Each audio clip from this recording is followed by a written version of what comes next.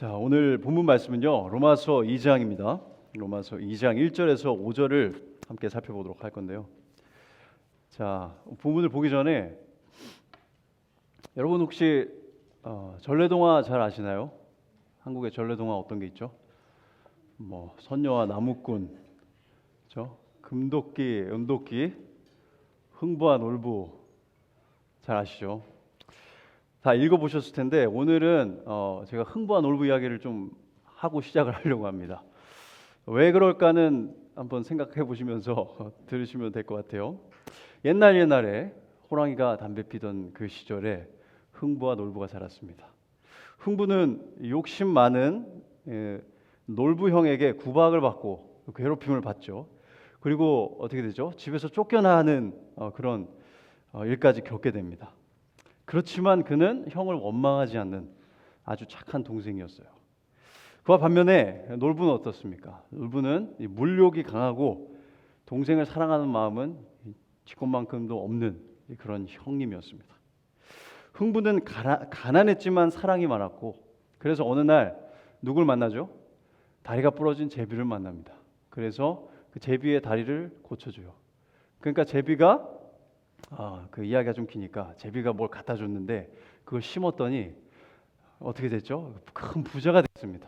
그래서 착한 흥부는 가난했지만 그 착한 마음으로 부자가 되기에 이르는데, 그러니까 놀부가 그 소식을 듣고 어떻게 했습니까?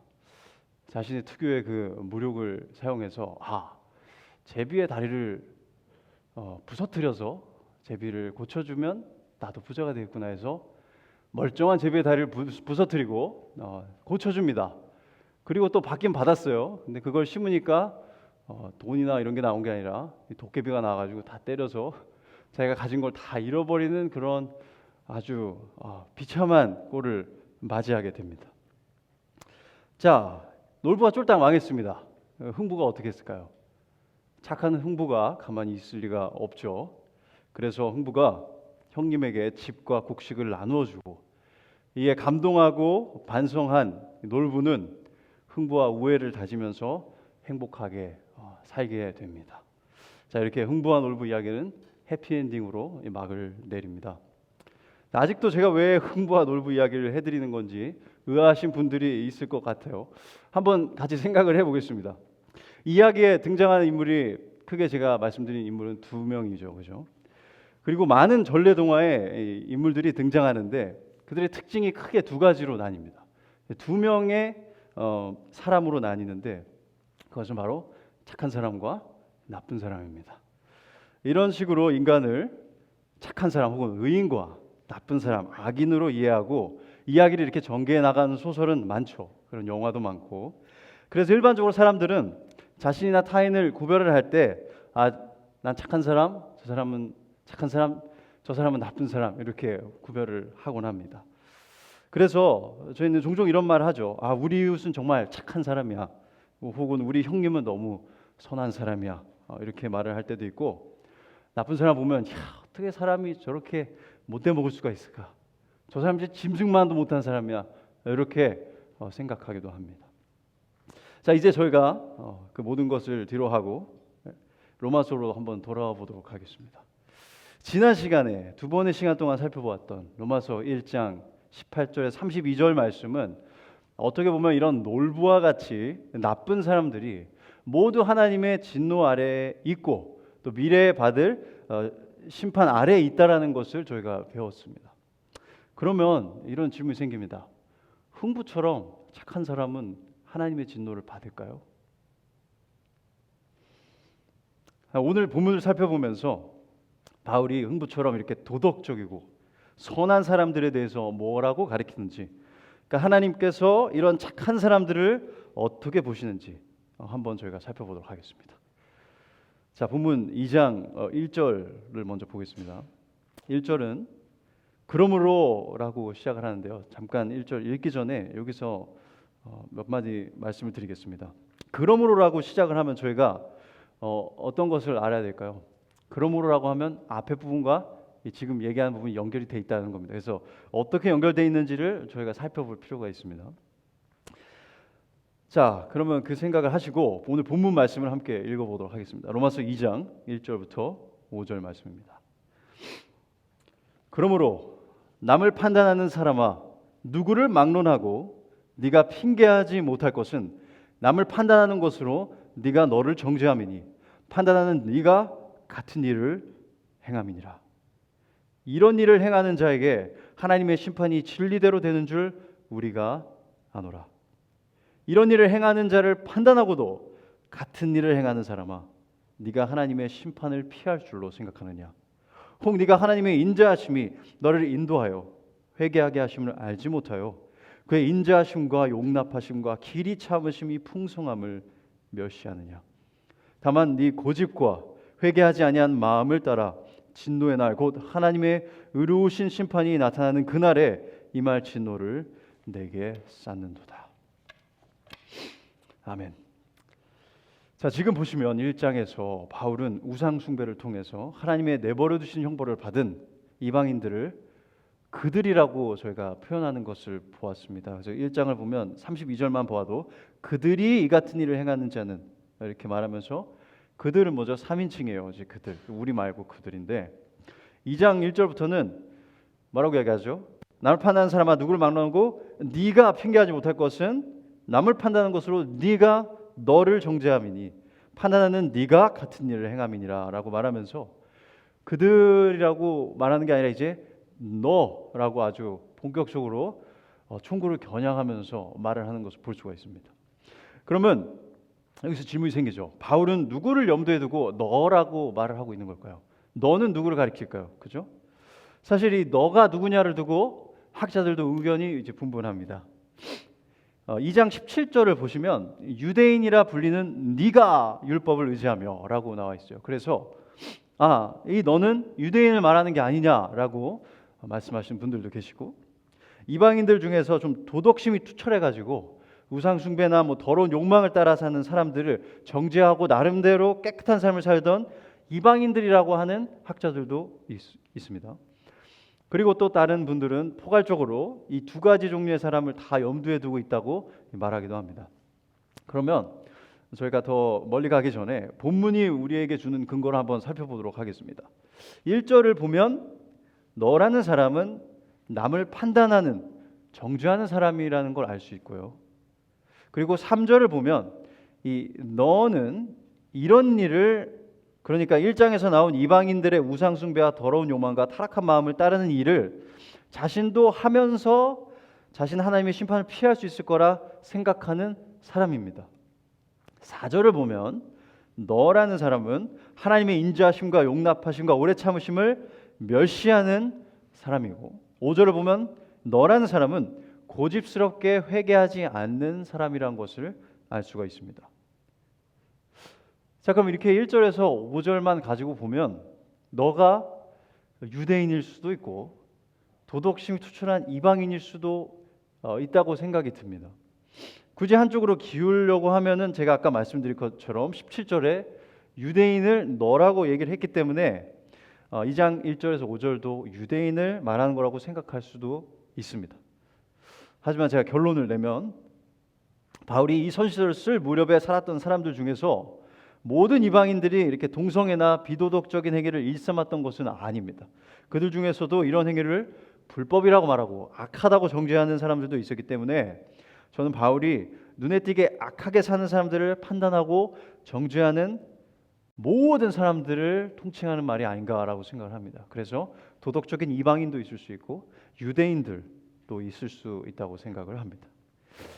자, 한번 예를 좀 들어보겠습니다. 도덕적인 이방인 어떤 사람도 있었을까요? 바울과 동시대에 살았던 사람 중에 세네카라는 네로 황제의 이제 네로 황제에게 조언을 주는 그런 사람이 있었습니다. 그 사람은 스토아 철학자였는데 제가 스토아 철학에 대해서 한 3주 전에 살짝 언급을 했었는데 그는 모든 욕정을 어떻게 해야 된다 했죠? 단념하고, 그죠? 자기의 이성을 따르고 도덕적으로 이 사회에서 자기가 해야 되는 역할을 하면서 살아야 된다고 믿었습니다. 그래서 만약에 그 세네카라는 사람이 로마서 1장 18절에서 32절을 읽었으면 이렇게 대답했을 겁니다. 바울, 당신의 말이 맞습니다. 이런 자들은 하나님의 심판을 받아 마땅합니다 라고 거리낌 없이 말했을 겁니다. 자, 그러면 세네카 같은 도덕적인 이방인만 있었을까요? 아닙니다. 1세기의 이스라엘 사람들은 이방인들의 우상 숭배, 그리고 그들의 사고방식, 그들이 먹는 음식, 그들의 생활 패턴과 그들 자체를 아주 혐오했습니다. 예를 들면 미시나라는 유대교의 구전 율법이 적힌 경전에 따르면 이스라엘 사람들은 이방인들의 자녀가 배가 고파서 죽을 지경이 되어도 절대로 먹을 것을 주지 말라고 명령을 합니다. 왜냐하면 먹을 걸 줘서 얘를 살리면 우상 숭배자를 키우는 꼴이 된다고 봤기 때문이에요. 그래서 이방인들을 아주 경멸을 했죠. 이뿐 아니라 유대인들은 이방인들에게 그 어떤 가축도 맡기지 않았고, 이방인 여인들이 자신들의 아이들을 젖먹이는 것도 허락하지 않았고, 이방인들 중에 아픈 사람들을 치료해 주지도 않았고, 그들과 함께 길을 걷지도 않고, 모든 곳과 모든 상황에서 이방인들과 떨어져 지내기 위해서 온 힘을 다했다고 합니다. 그렇기 때문에 유대인들이 바울이 쓴 1장 18절에 32절을 보면 뭐라고 했을까요? 바로 그겁니다. 이방인들은 지금 하나님의 내버려 두시는 심판을 받고 있고, 그리고 그들은 다가오는 하나님의 영원한 형벌을 피할 수 없을 겁니다 라고 손뼉을 치며 말했을 겁니다. 이렇게 이방인들을 정죄하는 유대인들의 중심에 서 있던 사람들은 다름 아닌 바리새인이었습니다. 바리새인은 그 이름 자체가 뜻이 뭐였죠? 거룩한 자, 분리된 자라는 뜻을 가지고 있습니다. 그들은 남들이 뭐라고 하든지 율법을 지키고, 여기서 율법이라 하면 저희가 알고 있는 모세 오경과 구전 율법을 포괄합니다. 구전 율법은 전해져 내려오는 그런 율법들인데 그것에서 문제가 좀 생겼죠. 하지만 그들은 이 율법을 지키면서 불결하고 부정한 것, 무엇을 포함하겠죠? 이방인을 포함합니다. 이방인으로부터 소위 말하면 100km 떨어져서 살던 그런 유대교 종파 중에 하나였습니다. 돈을 좋아하고 악한 방법으로 제사장직을 독차지하고 율법의 많은 부분을 무시하던 사두개인들은 유대인들의 존경을 그렇게 받지는 못했지만, 바리새인들은 엄격하게 율법을 지키고 세속적인 로마의 문화로부터 자유로워지기 위해서 최선을 다했기 때문에 유대인들로부터 많은 존경을 받았습니다. 그리고 그들은 율법과 아까 말씀드린 구전 율법을 가리키는 선생이었기 때문에 유대인들에게 아주 큰 영향을 끼쳤습니다. 그러니 바리새인들도 우상 숭배를 일삼고 동성애를 하며 각종 악한 일을 하는 이방인들을 생각하며 당연히 뭐라고 했을까요? 맞아, 그들은 하나님의 심판을 받고 있고 앞으로 다가올 하나님의 영원한 심판을 받아야 돼 하면서 손뼉치고 발로도 손뼉치고 아주 좋아했을 겁니다. 그런데 그런 사람들에게 바울은 이렇게 말하고 있습니다. 그러므로 남을 판단하는 사람아, 너희는 우상 숭배자들을 정죄하고 순리를 버리고 음행하게 사는 이방인들을 정죄하고 타락한 마음을 따라 사는 이방인들을 정죄하면서 너희들은 도덕적이어서 훌륭한 사회인이기 때문에 하나님의 진노를 피할 수 있다고 생각하느냐? 전혀 그렇지 않다. 되려 도덕적인 이방인이든 이방인을 혐오하는 유대인이든 바리새인이든 관계없이 모두가 하나님의 다가온 진노를 피할 수 없다고 바울은 못을 받고 있습니다. 왜냐하면 그들 자신도 실상은 악한 음욕을 품으며 악한 마음을 가지고 죄악된 생각으로 살기 때문입니다. 2장 1절에서 바울은 거리낌 없이 단도직입적으로 외칩니다. 그러므로 남을 판단하는 사람아, 누구를 막론하고 네가 핑계하지 못할 것은 남을 판단하는 것으로 네가 너를 정죄함이니 판단하는 네가 같은 일을 행함이니라. 같은 일을 행한다고 말합니다. 우상 숭배자들처럼 겉으로 드러나게는 아니더라도 세네카 같은 이방인들도, 일반 유대인들도, 바리새인들도 그들의 삶 속에서 그들과 전혀 다를 것 없는 죄악된 생각과 말과 행동을 하면서 산다는 겁니다. 바로 이런 이유 때문에 예수님께서 이 땅에서 바리새인들과 서기관들을 꾸짖으신 것입니다. 잠시 마태복음으로 한번 가보겠습니다. 마태복음 23장을 펴보겠습니다. 마태복음 23장을 보면 예수님께서 아주 불같이 이제 화를 내시는 장면이 쭉 나와 있는데 저희는 오늘 23장 25절에서 28절만 보도록 하겠습니다. 마태복음 23장 25절에서 28절입니다. 찾으시면 제가 읽겠습니다.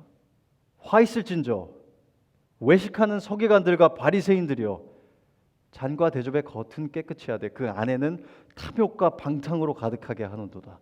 눈먼 바리새인이여 너는 먼저 안을 깨끗이 하라. 그러하면 겉도 깨끗하리라.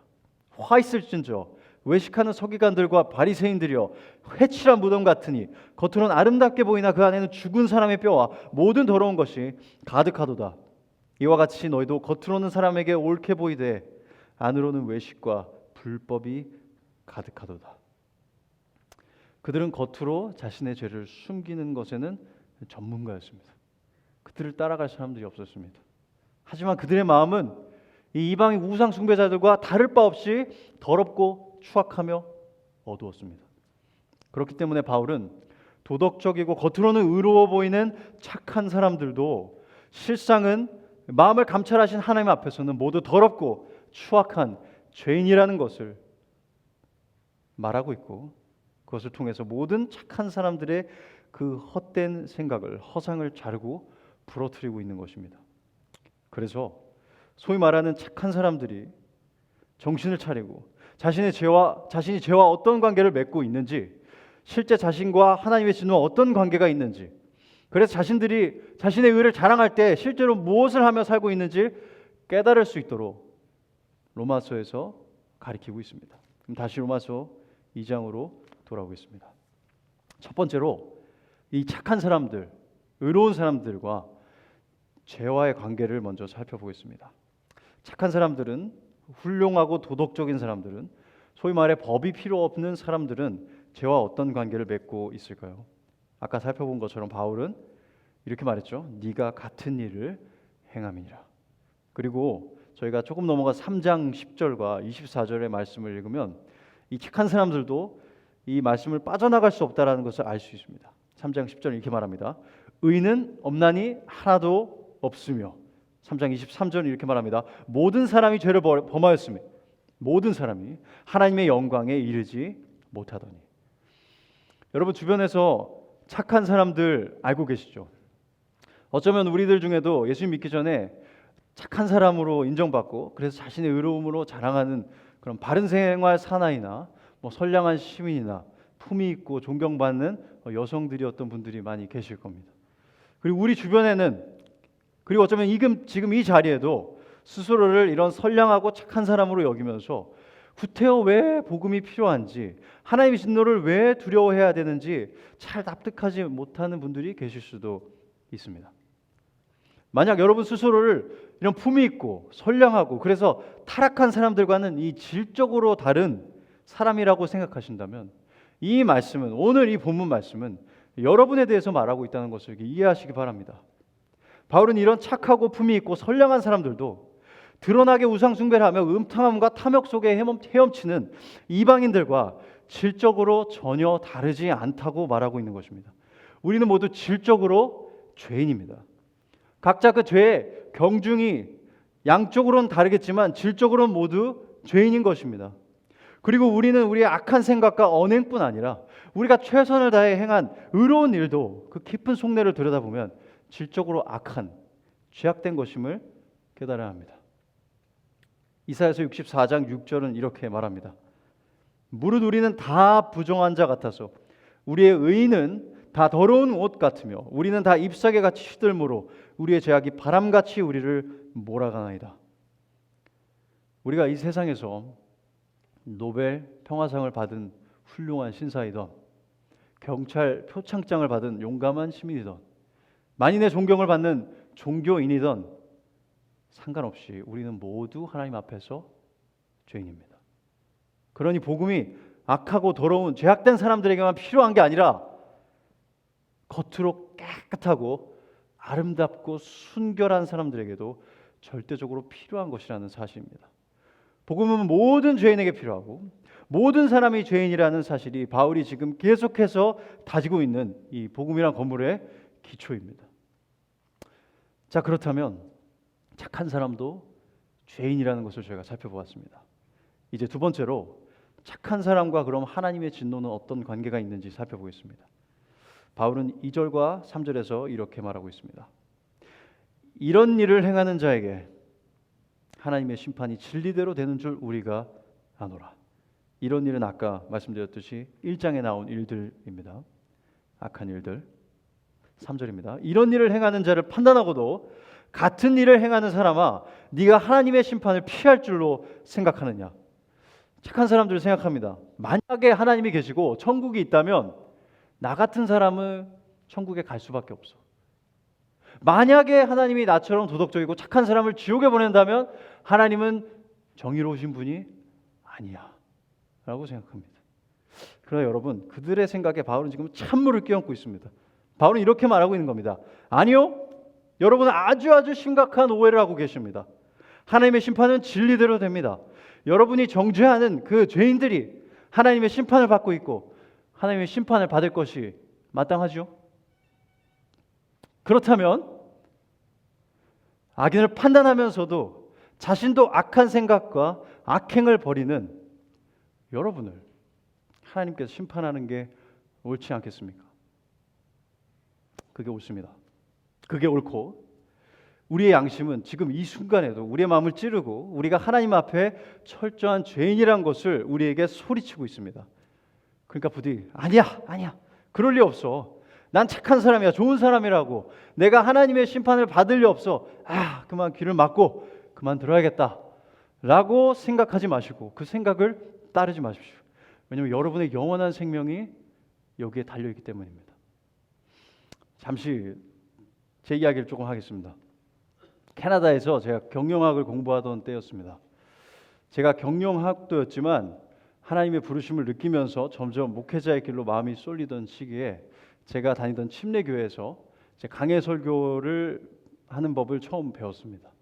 강해 설교는 제가 지금 하려고 노력하는 이제 설교 방법인데, 목회자가 자기가 전하고자 하는 말을 생각을 한 다음에 성경을 사용해서 자기 생각을 뒷받침하는 그런 설교가 아니라 설교자 자신의 생각이 아니고 설교하는 본문 말씀이 전하는 그 주된 내용을, 그래서 하나님의 생각을 분명하고 정확하게 그리고 이해할 수 있게 설명하고 성도의 삶에서 순종하고 살아갈 수 있도록 호소하는 그런 설교 방법입니다. 이렇게 처음으로 강해 설교를 배우고 제 생애 첫 설교를 하기 전에 제가 평생 잊지 못할 일이 일어났습니다. 저희 교회에서 아주 건강하시던 이제 밥이라는 이제 집사님이 계셨는데 이분이 급작스럽게 암에 걸리신 거예요. 그리고 상태가 급속도로 안 좋아졌고 제가 기억하기로는 월요일 날 암에 걸렸다고 했는데 금요일 날 돌아가셨어요. 그리고 그 다음에 제가 주일 날 첫 번째 설교를 하게 됐는데 그 젊은 설교자의 마음에 하나님께서 이 복음을 전하는 일에 참 가치가 무엇인지 새겨 넣어 주었습니다. 죄송해요. 그것은 바로 영혼의 구원입니다. 영혼의 구원. 우리는 곧 모두 어두운 먹구름을 마주하게 될 것입니다. 그죠? 이곳에 있는 모든 사람이 마지막 숨을 쉴 날까지 채 100년도 걸리지 않을 겁니다. 그리고 우리 모두가 죽고 난 뒤에 하나님의 심판을 마주하게 될 것입니다. 히브리서 9장 27절은 이렇게 말합니다. 한 번 죽는 것은 사람에게 정해진 것이요 그 후에는 심판이 있으리니. 제가 하나님의 진노에 대해서 이렇게 연신 설교를 해대니까 지루하고 듣기 싫으신 분들도 계실 겁니다. 왜 이렇게 어두컴컴한 얘기만 하는 거예요? 라고 답답해 하실지도 모르겠습니다. 그런데 우리의 삶이 진정으로 부드럽고 흥겹고 밝은 이 노래곡조로 바뀌려면, 그리고 영원토록 그 밝고 찬란한 교향곡을 우리가 연주하려면 먼저 우리의 삶이 지금 어둡고 캄캄하고 하나님의 진노를 향해 흘러가는 추하고 암울하고 답이 없는 삶이라는 것을 깨달아야만 합니다. 그런데 자신이 하나님의 진노를 향해 달려가고 있다는 것을 가장 늦게 깨닫는 사람이 있는데 그게 바로 착한 사람들입니다. 자신이 의롭고 착하고 순수하며 정의롭고 부지런하고 지혜로운, 그래서 책망받을 것이 없는 품이 있는 사람이라고 생각하는 바로 그 사람들입니다. 제가 이 장면을 생각할 때마다 저를 계속 놀라게 하는 그런 장면이 성경에 하나 있는데 함께 좀 살펴보겠습니다. 요한복음 8장을 한번 펴주세요. 요한복음 8장. 예수님께서 성전에서 백성들을 가르치고 있을 때였는데요. 서기관들과 바리새인이 누군가를 데리고 등장을 합니다. 자, 8장 3절부터 읽도록 하겠습니다. 요한복음 8장 3절입니다. 서기관들과 바리새인들이 음행 중에 잡힌 여자를 끌고 와서 가운데 세우고 예수께 말하되 선생이여 이 여자가 가늠하다가 현장에서 잡혔나이다. 모세는 율법에 이러한 여자를 돌로 치라 명하였거니와 선생은 어떻게 말하겠나이까? 그들이 이렇게 말하면 고발할 조건을 얻고자 하여 예수를 시험함이러라. 죄송합니다. 예수께서 몸을 굽히사 손가락으로 땅에 쓰시니 그들이 묻기를 맞이 아니하는지라. 이 일어나 이르시되 너희 중에 죄 없는 자가 먼저 돌로 치라 하시고 다시 몸을 굽혀 손가락으로 땅에 쓰시니 그들이 이 말씀을 듣고 양심의 가책을 느껴 어른으로 시작하여 젊은이까지 하나씩 나가고 오직 예수와 그 가운데 섰는 여자만 남았더라. 예수께서 일어나사 여자 외에 아무도 없는 것을 보시고 이르시되 여자여 너를 고발하던 그들이 어디 있느냐? 너를 정죄한 자가 없느냐? 대답하되 주여 없나이다. 예수께서 이르시되 나도 너를 정죄하지 아니하노니 가서 다시는 죄를 범하지 말라 하시니라. 이 이야기도 착한 사람과 나쁜 사람이 등장합니다. 그렇죠? 한 무리는 하나님의 율법을 지키기 위해 온 힘을 다하며 온 유대인들의 존경을 받는 바리새인들로 착한 사람들입니다. 한 여인은 자신의 음욕을 쫓아서 하나님의 율법을 어긴 음행한 나쁜 사람입니다. 그러나 이야기는 그렇게 단순하지만은 않아요. 착한 사람들은 악한 일을 행한 이 음녀를 죄인을 위해 맞다고 말씀하신 예수님께서 어떻게 대하시나 보려고 했고 만약 그가 모세의 율법을 어기면서까지 죄인을 위하신다면 그것으로 예수님을 사로잡으려고 했습니다. 그러나 예수님은 그들에게 이렇게 말씀하셨습니다. 너희 중에 죄 없는 자가 먼저 돌로 치라. 그는 돌을 던지지 말라고 말리지도 않았습니다. 그는 그 여인이 죄가 없다고 말하지도 않았습니다. 그러나 착한 사람들은 양심의 가책을 느끼고 하나 둘 그 자리를 떠났습니다. 여러분 이 이야기에서 우리가 분명히 알 수 있는 것들이 있습니다. 질적으로 바리새인이나 이 음행한 여자나 다 양심의 가책을 느끼며 사는 죄인이라는 사실입니다. 착한 사람들도 자신이 죄인임을 인정하며 양심의 가책을 느꼈습니다. 나쁜 사람도 자신이 죄인임을 알고 양심의 가책을 느꼈을 뿐 아니라 흐느끼고 앉아 있었습니다. 그런데 여기서 놀라운 게 뭔지 아십니까? 착한 사람들은 눈물로 회개하며 예수님께로 오지 않았습니다. 유일한 죄인의 소망이 되신 예수님을 그들은 그냥 지나쳐서 집으로 돌아갔습니다. 오직 나쁜 사람만 예수님 앞에서 눈물로 회개하며 예수님을 뭐라고 말했죠? 주님 아무도 없나이다 라고 불렀습니다. 나쁜 사람만 구원을 받은 겁니다. 이 세상에 살았던 이 땅에 지금 발을 붙이고 살아가는 사람들 중에서도 수많은 사람들이 자신이 죄인이라는 걸 알면서도 유일한 소망이 되신 예수님을 피해서 그냥 집으로 돌아갑니다. 그리고 그들은 계속 스스로를 의롭다 여기고 자신의 착한 행실로 치장하고 자신의 도덕심으로 방패를 삼고 살아갑니다. 그러면서 그들은 말합니다. 괜찮아. 문제 없어. 괜히 호들갑 떨지 말자. 다 그런데 뭐 그래도 내가 더 낫잖아. 그러나 그렇게 예수님을 피해서 도망치는 이 착한 사람들은 사실은 아주 어리석은 행동을 하고 있는 것입니다. 그리고 그 어리석은 행동이 무엇인지 바울은 4절 5절에서 분명하게 밝히고 있습니다.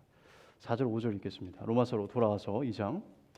혹 네가 하나님의 인자하심이 너를 인도하여 회개하게 하심을 알지 못하여 그의 인자하심과 용납하심과 길이 참으심이 풍성함을 멸시하느냐. 다만 네 고집과 회개하지 아니한 마음을 따라 진노의 날 곧 하나님의 의로우신 심판이 나타나는 그날에 임할 진노를 내게 쌓는도다. 겉으로 보기에 착한 사람들은 아무 문제가 없이 아주 잘 살고 있습니다. 그러나 성경은 분명히 말하고 있습니다. 그들은 잘 살고 있는 것이 아니라 무언가를 잘못 사용하고 있다고 말하고 있습니다. 그래서 미래의 자신에게 아주 몹쓸 짓을 하고 있다고 말하고 있습니다. 그들은 무엇을 잘못 사용하고 있을까요? 그는 하나님의 인자하심과 용납하심과 오래 참으심을, 인내하심을 잘못 오용하고 있습니다. 그들은 하나님께서 곧바로 그들을 심판하시지 않는 것을 보면서 이렇게 살아도 역시나 괜찮구나, 괜히 양심의 가책을 느끼는 걸로 힘들어할 필요가 없구나 라고 생각하고 슬쩍 지나가 버립니다. 예수님을 앞에 두고 회개하기는커녕 그냥 집으로 돌아가 버린 바리새인들처럼 말입니다. 여러분 혹시 이런 생각해 보신 적 있나요? 어떤 죄를 졌을 때, 정말 악한 생각을 하고 악한 언행을 저질렀을 때, 혹은 계속해서 똑같은 죄를 반복해서 지었을 때, 이번에 진짜 벌 받겠구나, 넘어가지 않으시겠구나, 뭔가 무슨 일이 일어나겠구나, 불길한 일이 일어나겠구나, 그런 생각 해보신 적 있나요? 여러분 그게 여러분의 양심의 소리입니다. 그게 사실이에요. 좀 더 정확히 말하자면 모든 죄에 대한 하나님의 대가는 죽음입니다. 로마서 6장 23절을 말합니다. 죄의 삭은 사망이라고. 우리가 저지른 모든 죄에 대한 하나님의 진노는 사라지지도 않고 증발하지도 않습니다. 그래서 우리가 죄를 지을 때마다 죽음을 맞아도, 그 자리에서 즉사해도 아무것도 이상할 게 없는 겁니다. 그런데 여러분, 왜 수없이 많은 죄를 졌는데도 아직까지 죽지 않고 살아서 여기 앉아 계실 줄 아십니까? 하나님께서 죽어서? 하나님께서 무관심해서? 하나님의 심판은 사실 존재하지 않은 미신적인 생각에 불과해서? 아닙니다. 하나님의 침묵은 하나님의 죽음이나 그분의 무관심을 의미하지 않습니다. 그분의 침묵은 그분의 인자하심과 용납하심과 오래 참으심을 의미합니다. 인간이 죄를 지을 때 하나님이 인자하게 자비롭게 기다려주십니다. 인간이 죄를 지을 때 하나님이 용납하시고 아주 길이 참으십니다. 그런데 착한 사람들이 이 하나님의 침묵을 하나님의 부재로 생각하거나 하나님의 죽음으로 생각하고 뭘 하고 있는지 아십니까? 우리가 눈이 가려졌을 때 무엇을 했는지 아십니까? 길 건너 악한 사람들, 수준 안 맞는 죄악된 사람들 뒤에서 손가락질하면서 자기를 높이고 하나님의 인자하심과 용납하심과 오래 참으심을 경멸히 여기고 불필요하고 중요하지 않은 것으로, 실제하지 않는 것으로 여기고 있는 겁니다. 그러면서 5절에서는 착한 사람들이 미래 자신에게 무엇을 하고 있다고 나와 있죠? 바울은 이렇게 말합니다. 다만 네 고집과 회개하지 아니한 마음을 따라 진노의 날, 곧 하나님의 의로우신 심판이 나타나는 날에 임할 진노를 내게 쌓는도다. 미래 자신, 영원토록 이어질 하나님의 두려운 진노를 자기 손으로 자기가 쌓고 있는 겁니다. 그들은 자신을 높이고 다른 사람의 부도덕함을 정죄할 때 스스로 자신의 왕국을 쌓거나 미래에 자신이 죽고 나서도 자신의 명성이 유지될 거라고 생각을 합니다. 명성이 좀 유지될지는 모르겠습니다만은 착한 사람들이 실제로 자신의 의로움과 선량함과 지혜를 자랑하면서 결국에 하는 것은 미래에 영원히 살 자신에게 하나님의 끔찍한 진노의 그 화염의 온도를 높이고 있는 것뿐입니다. 이게 착한 사람들이 하는 일입니다. 온 나라가 그를 찬양하든지 온 세계가 그를 높이든지 관계없습니다. 그 누구도 그에게서 아무런 문제를 찾지 못할지라도 상관없습니다. 그의 속은 썩어 있고 문드러져 있습니다. 그리고 하나님 앞에서 그의 모든 착한 행실들의 악한 뿌리들이 드러날 것입니다. 그리고 그에 따른 하나님의 진노의 심판을 받을 것입니다. 그래서 여러분, 우리 주변에 착한 사람들, 선량한 친구들 분명히 많이 있습니다. 우리보다 상대적으로 착하고 선한 형제들 분명히 있습니다. 그런 사람이 없다는 얘기를 하는 게 아닙니다. 그러나 바울이 말하는 것은 도덕적이고 착하고 선량할지라도 질적으로 겉으로 드러난 우상 숭배자들이나 감옥에 있는 죄수들과 질적으로는 하나도 다른 게 없다라는 겁니다. 그래서 여러분, 감옥에 있는 사람들에게만 복음이 필요한 게 아닙니다. 소망 없이 길거리 돌아다니는 사람에게만 복음이 필요한 거 아닙니다. 여러분의 착한 친구에게, 선량한 이웃에게, 정의로운 부모님께 복음이 필요한 겁니다.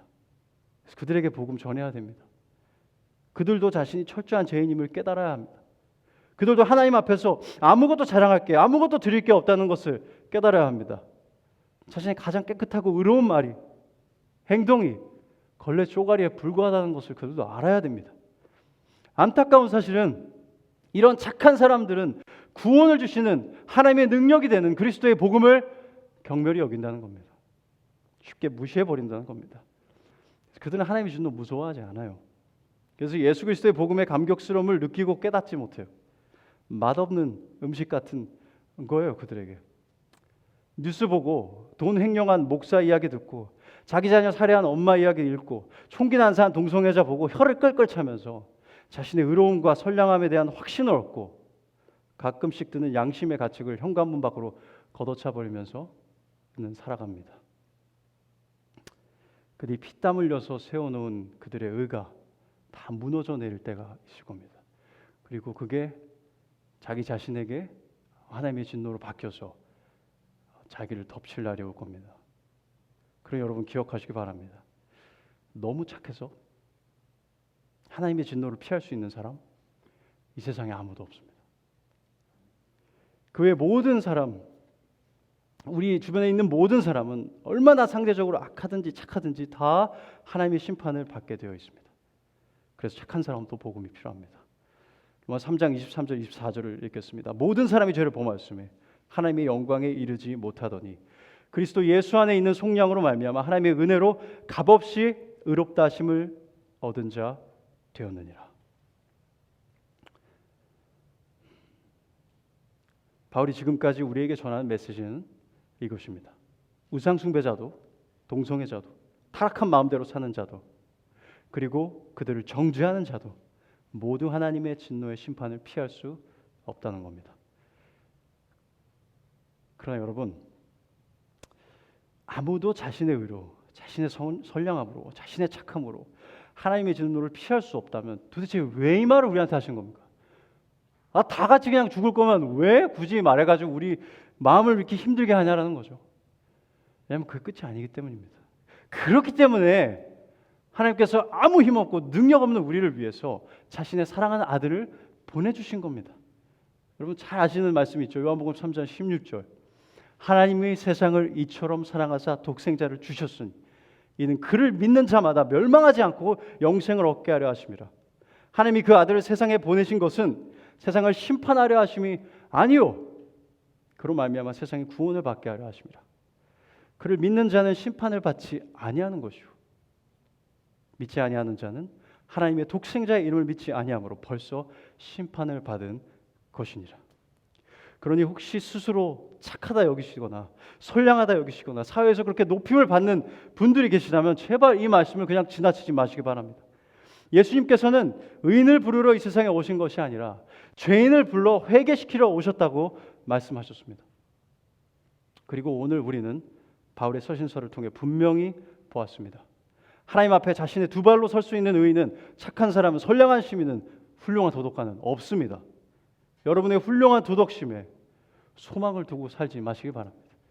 유일하게 죄가 없지만 죄인들의 죄를 지시고 자신 십자가에서 하나님의 진노를 다 감당하신 그래서 우리에게 영원한 생명을 아무 값없이 주신 그 예수님에게 여러분의 소망을 두고 살아가시기를 간절히 축원합니다. 기도하겠습니다. 하나님 감사합니다. 정말 매번 저희가 말하지만 기도하면서도 말하고 말로도 말하지만 죄와 허물로 죽었던 저희들 아무 소망 없는 저희들 주님께서 정말 그 말로도 할 수 없는 사랑으로 저희를 구원하여 주시고 저희를 정말 쓰라리고 아픈 그런 미래에서 저희를 구하여 주시고 영원한 심판이 아니라 영원한 생명으로 인도하여 주셔서 참 감사합니다. 하나님 부디 저희가 기억하게 하여 주시옵소서. 저희 마음이 높아질 때 교만해질 때 저희가 어떤 존재인지 하나님 앞에 어떤 존재인지 기억하게 하여 주시고 저희가 저희를 구원하신 그 예수 그리스도의 이 복음이 얼마나 값진지 더 알아서 저희 이웃들에게 정말 복음을 전할 수 있고 저희 형제들에게 복음을 전할 수 있고 그래서 그들도 이 복음의 놀라운 소식을 듣고 맛보고 깨닫고 기뻐하면서 정말 그 부활을 찾은 사람처럼 기뻐하면서 모든 걸 버리고 예수님을 따르는 그런 사람들이 될 수 있는 그런 놀라운 역사에 저희가 사용될 수 있도록 하나님 도와주시옵소서. 참 감사합니다. 예수 그리스도의 이름으로 기도드렸습니다. 아멘.